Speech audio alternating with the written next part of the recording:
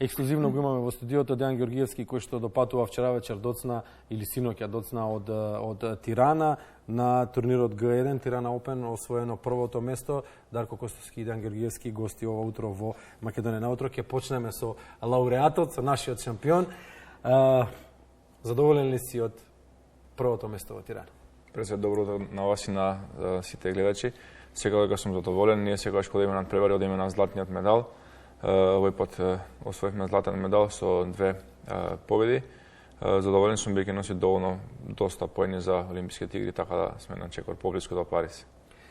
Париз е ултимативниот предизвик во моментов за таборот на нашиот олимпиец. На добар пат ли сме кон француската престолнина? Да, можеме да се пофалиме со успешна година. Еви стигна и златен медал од еден Г1 турнир. Фала му на Господ што е така.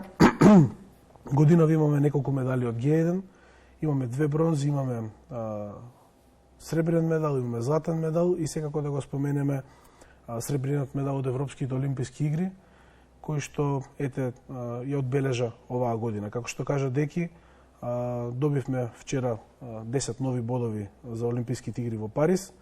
Не чекаат уште 2 Г1 турнири до крајот на годинава во Црна Гора и во Хрватска. И на 2 декември финалното Гран При во Манчестер, кое што ќе реши дали директно ќе патуваме со олимписка норма во Париз. Јас сум сигурен дека тоа ќе биде така, но опцијата доколку тоа не биде така, ќе бидат квалификациите во Германија кои што ќе се случат на крајот на месецот, но мислам дека квалификациите нема да бидат опција, туку директно ќе патуваме за Париз. Има една изрека која што вели таму каде што си заплакал, врати се и израдувај се. Манчестер е местото на кое што можеш да обезбедиш директен пласман на Олимписките игри. Претходно 2 турнира тука на наш терен, па претпоставуваме дека ти оди во прилог овој распоред и дека ќе отпатуваш спремен, подготвен за Манчестер. Така е, да, веќе имаме неколку надпревари последниве 2-3 месеци. Ни остануваат уште 2 пред финалното Гран При. Финалното Гран При е еден од потешките надпревари во нашиот спорт, бидејќи таму имаат право на учество само 16 луѓе, не како останатите Гран При, каде што се учесници 32, што значи дека конкуренцијата е пеколна, но заради тоа носи многу повеќе поени од останатите што ни иде тоа во прилог на нас, бидејќи така може да освоиме директна норма. Атакуваш на највисокото одличие на Олимписките игри, тоа е сонот на секој еден спортист. Дали те мотивираат или те обесхрабруваат, например, медалите на светските првенства и на ваквите купови, еднодневни надпреварувања, кои што не се златни, кои што не се најсијани? Дали среброто и бронзата ти се дополнителна мотивација? Да, секој, дали е сребрен, дали е бронза, тоа е успех за мене, бидејќи сме собрале пони, сме чекали поблиску до Олимписките игри. Најбитно ми се како во Париз да освојам златен медал, овие останатите и не ми се толку важни, но секако дека се важни за да се соберат повеќе поени. Можеби кога ќе земам сребрен медал, кога нема бил златен медал, не ме ради медалот или тоа што сум изгубил, туку ме ради тоа што сум земал малце помалце поени, но секако тоа може да се надокнади со останатите надпревари, така да не ме обесхрабрува тоа, туку само ми дава мотивација за во Париз да донесеме златен медал. Тука би се вклучил, ако може само кратко, добро ова за јавноста да се објасни. Нас не ни е фокусот постојано да освоиме златни медали од турнирите кои што се измеѓу олимпискиот циклус. Фокус ни се Олимписките игри и тоа го докажавме и секако останатите големи надпреварувања. Дејан исто така не го спомна огромниот успех. Лани освоивме бронзен медал на финалното Гран При. Ова што ќе се случи во Манчестер, лани донесовме за прв пат, мислам дека за прв пат македонски спортист зима во олимписки спорт медал на едно финално Гран При од кога што постои оваа држава. Поентава ми е да се надоврзам на почетокот на мислата. Фокусот е да ја градиме формата за пред и за време на Олимписките игри. За тоа живееме практично и за тоа и мислам дека целата македонска јавност е подготвена да го исчекува тој резултат. Накусо само да поентирам, некогаш се случува стручниот тим на Дејан да одлучи и финали и да не одработи. Ако ние процениме дека не треба да се судриме со тој спортист на ова првенство со таа форма, тоа ќе го почекаме на некое наредно. Така да тоа станува збор за една гломазна стратегија која што ја градиме се со цел да стигнеме до Олимписките игри, а таму е веќе атакот исклучително само на златен медал. Да не бидам сватен грешно, секогаш идеме на злато, но не е тоа пресуден момент. Пресудниот момент е да темпираме формата за најголемото надпреварување на светско ниво во спортот, тоа се Олимписките игри. Ако Токио беше изненадување за поголемиот дел од јавноста и ако пред Токио малкумина знаеа каков потенцијал имаме, каков е сега мозаикот за да биде комплетен, нели треба да дојде Париз, треба да дојде она најсјајното, меѓутоа какви се сега условите? Дали Дејан е препознаен, дали Дејан добива ветер в грб, дали Дејан е доволно ценето до некој што треба да му ги овозможат тие услови за работа? За жал не, и многу ми е жал што ова го кажам, но искрено ми е жал. Може би со 50% помалку средства добиваме од државата од тоа што добивавме пред Олимписките игри.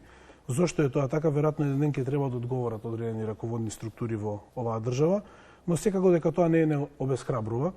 Во спортска смисла, до пред Олимписките игри секако Дејан беше на лупа на одредени светски сили, затоа што тој беше европски шампион пред неколку години пред Олимписките игри, но после Олимписките игри тој е мета на обсервација од многу моќни светски држави.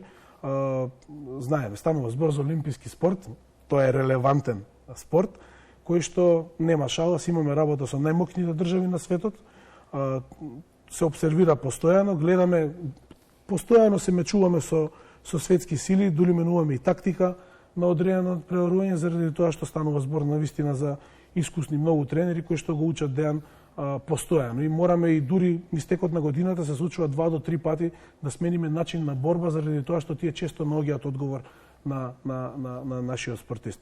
Во таа смисла секако дека во една смисла доаѓа со многу искуство, здраве Боже на овие Олимписки игри, што е предност, но и секако дека ќе биде минатиот пат не беше фаворит за медал, а сега секако е фаворит за медал и ќе биде малце потешко, така да имаме и добри и лоши моменти по однос на Олимписките игри. Те оптоварува ли епитетот фаворит? Те оптоварува ли желбата да дојдеш до златото? Те оптоварува ли моментот кога знаеш дека очите на нацијата, па и на светот, на спортскиот свет се вперени во тебе и во моментите кога излегуваш на борилиштето на арената? Па може би сега ќе биде малце подешко од претходните Олимписки игри, но ние веќе тоаш не беше прв пат и може би на еден начин и тоаш беше малце подешко бидејќи не знаеме што се случува прв пат, имаме учество на Олимписки игри. Сега веќе знаеме како е тоа, знаеме што се случува таму. Мислам дека нема да ми биде толку психичко да бидам оптеретен, бидејќи кој што бев спремен психички и физички за претходните Олимписки игри, така ќе бидам и за овие, бидејќи и на претходните Олимписки игри ние пред тие ние најавивме дека ќе донесеме златен медал, така да штом и тоа сме најавиле и сега целиме кон истото, мислам дека ќе ми биде многу полесно на некој начин, но јас не знам дека имам преголема подршка, но и за финалето на Олимписките игри знаевме што се случува тука во Македонија, колку луѓе го гледа тоа, така да тоа на еден начин ми дава и мотивација. Многу е скромен. Многу е тивок, многу е лажно е скромен или реално е така? Ако беше лажно скромен, немаше да биде тоа што е. Знаете како, кога имате реална ситуација, кога имате релевантен спорт, кога пишувате вистинска историја, тоа е тоа. Нема начин да се представи нешто лажно. Да бидам искрен, нашава приказна е веројатно за филм, за документарен филм, но сето тоа... Најавивме дека ќе го снимиме. Да, се подготвуваме, но сето тоа е на вистина така тоа што ќе го кажеме.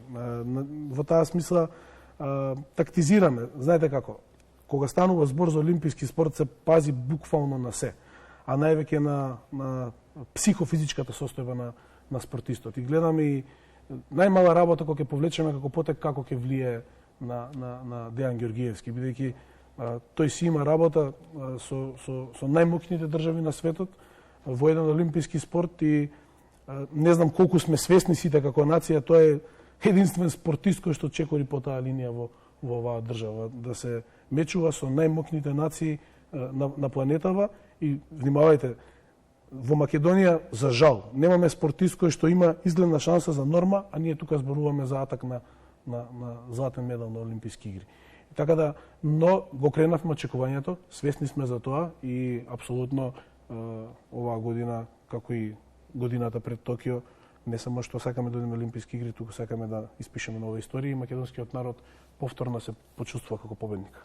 Нека те води златото, нека те води најсјајниот момент, нека не ти биде оптоварување, нека ти биде мотивација, израдување повторно да си жив и здрав, што ќе се случи, нека се случи во Париз, меѓутоа размислувај на највисоките хоризонти во спортот, во теквондото. Дејан Георгиевски ти благодариме, Дарко Костевски благодариме што ете така уморни, изморени од патот синоќа, сепак најдовте време да дојдете во студиото на Национален телевизиски сервис.